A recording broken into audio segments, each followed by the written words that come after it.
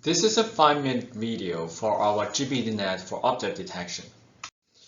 When we attend the challenge in 2016, we find that from the previous years, good learning strategy and network structures making the model deeper is the important message we can get from the previous winning methods.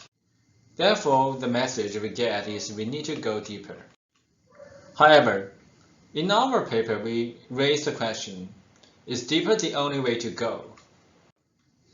What can our vision researchers' observation help instead of just going deeper for the deep models? In order to answer this question, we propose the GBD-Net. GBD-Net uses the contextual information. Visual context is known to be helpful for identifying objects. Here are some examples where if we have contextual information, it helps us to identify the objects. There are also some other methods using contextual information for image recognition and detection. With a deep model, what can we do for contextual information?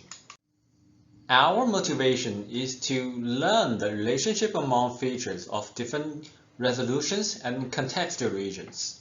Here is an example, provided with a smaller region containing only rabbit ear.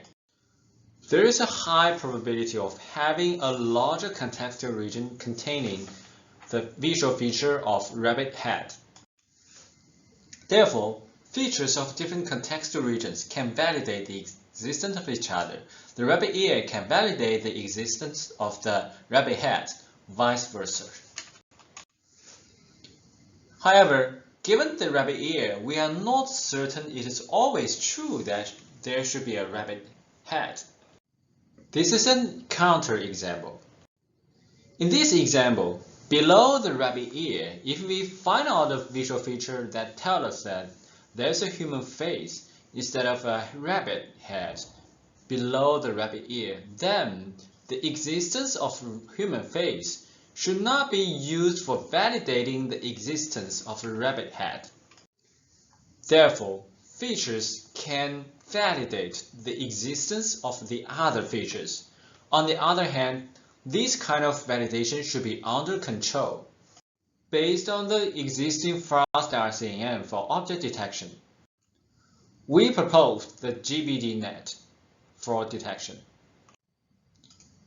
Given an input image, we will first use convolutional neural network to obtain the features of the whole image, and then we will try to use RI pooling, a pooling operation, to obtain features of different resolutions.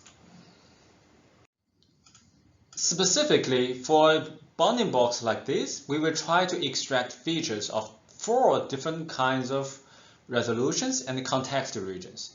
As an example, for the pink one, we will try to extract features of higher resolution but a smaller contextual region.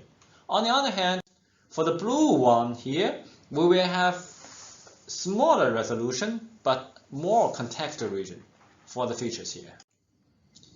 After we have features of different resolutions and contextual regions, now they can pass message to each other.